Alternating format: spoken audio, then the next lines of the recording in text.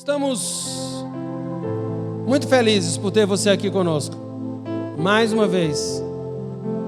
E queremos continuar falando ao seu coração sobre discernimento. Nosso texto base, o Salmo 41, um salmo de Davi. Davi nos fala sobre discernir sobre o necessitado, nos fala sobre discernir sobre o pecado em nosso coração. Também nos fala sobre discernimento em relação à malícia das pessoas.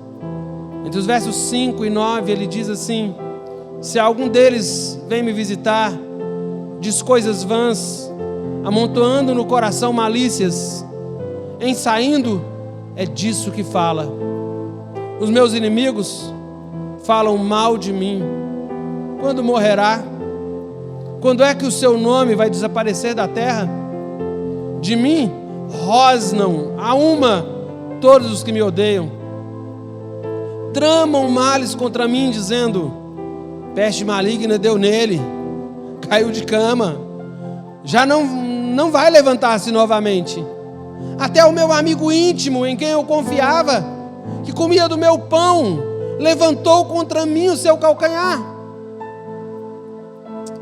Davi se viu traído por alguém que era de dentro da sua casa, a quem ele chamava de o meu amigo íntimo, alguém que ele considerava um companheiro chegado, que comia do seu pão na sua mesa, porque para o judeu a comunhão de uma refeição é algo reservado somente para alguém que é muito próximo e com quem se tinha intimidade. Davi foi traído por pessoas muito próximas a ele, tais como Aitofel, seu conselheiro pessoal, que tomou o partido de seu filho Absalão, quando este se rebelara e traíra seu pai Davi.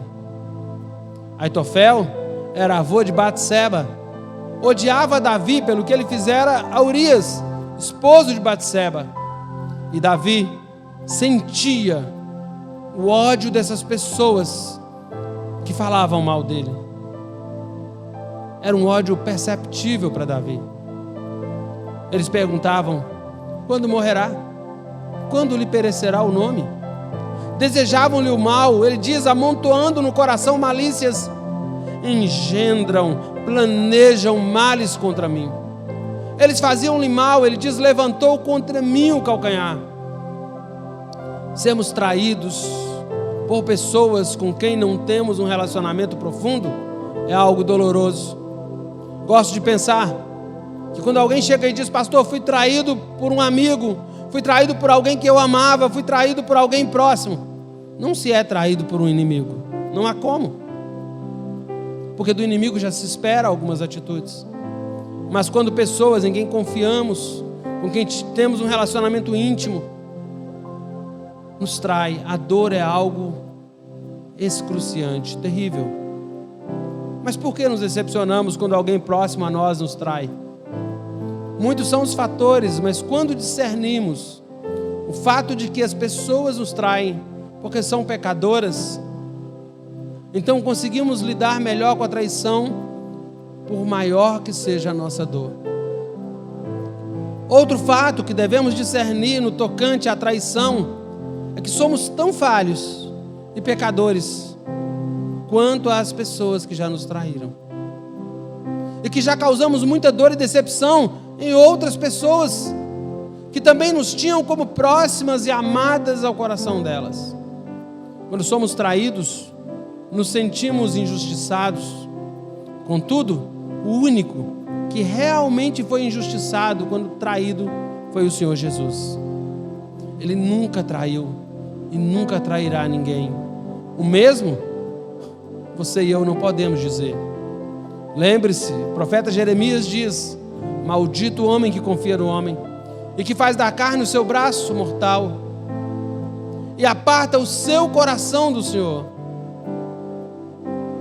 Traga o seu coração sempre na presença de Deus, pois somente Ele poderá sustentá-lo quando você sofrer o golpe da traição de alguém que lhe é próximo e muito amado.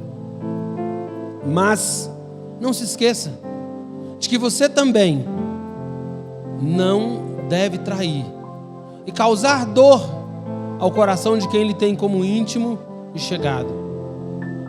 Por fim, devemos exercer o discernimento em relação à justiça de Deus. Davi diz no verso 10 ao verso 13: Tu, porém, Senhor, compadece-te de mim. Levanta-me para que eu lhes pague segundo merecem. Com isto, conheço que tu te agradas de mim, em não triunfar contra mim o meu inimigo. Quanto a mim, tu me sustens na minha integridade. Para sempre, bendito seja o Senhor Deus de Israel, de eternidade para eternidade. Amém e amém. Ao encerrar esse salmo, nos deparamos com a misericórdia de Deus na forma como Ele nos trata. E também a glória de Deus, a glória dEle como alvo da nossa vida. Sobre os ombros do rei Davi, pesava o dever do julgamento correto. Não se tratava de fazer vingança aos inimigos, mas sim de exercer a justiça como um rei que era Davi. Ele sabia que era o ungido de Deus para governar um povo, e que por isso, se falhasse nos julgamentos que precisava fazer, traria desonra a Deus. Como então ele poderia fazer o que Deus mandou, se não dependesse do próprio Deus para isso? Esta é a lição que devemos aprender. Só podemos fazer o que Deus quer, se dependermos totalmente dEle. Davi tinha de julgar com equidade e retribuir a cada um conforme a justiça determinava. E para isso, ele precisava de Deus. Precisava não só da instrução de Deus, mas da ação de Deus.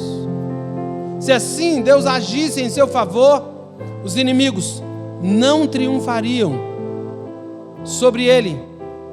E ficaria claro que Deus se agradava de Davi. Não pelos méritos de Davi, mas porque o próprio Deus é quem o sustentava e o capacitava a uma vida de integridade. Aqui tem uma outra verdade preciosa. É Deus quem nos transforma e nos sustenta com sua graça para que sejamos agradáveis a Ele. Qual deve ser então a nossa atitude diante de tão gloriosa verdade? A mesma de Davi, no verso 13. Louvarmos e bendizermos a Deus com o louvor que perpassa de uma eternidade a outra, pois do começo ao fim Ele é digno de toda glória, todo louvor e toda adoração. A glória eterna de Deus deve ser o alvo da nossa vida e o elemento principal para nos ajudar a discernir todas as coisas. Quando vemos a vida sobre o prisma da glória de Deus, a vida passa a ter sentido. Para ser o que Deus quer que você seja, você precisa ser totalmente de Deus. E também confiar tão somente e unicamente nele, para que a sua vida, toda ela glorifique a Deus. É com a glória dele que você deve estar totalmente ocupado em seu coração. A melhor maneira de glorificar a Deus é mostrar que nada neste mundo nos é mais importante que a glória de Deus. Por isso, o discernimento é uma faculdade que desenvolvemos conforme amadurecemos em nossa experiência cristã e na dependência de Deus. Exercite o discernimento que Deus lhe deu, discernindo todas as coisas com foco na glória de Deus. E você será bem-aventurado, corandeu, vivendo diante e na presença de Deus. Que você tenha discernimento em todos os passos, em todos os momentos, em todas as circunstâncias de sua vida, e viva para a glória de Deus. Deus te abençoe, em nome de Jesus.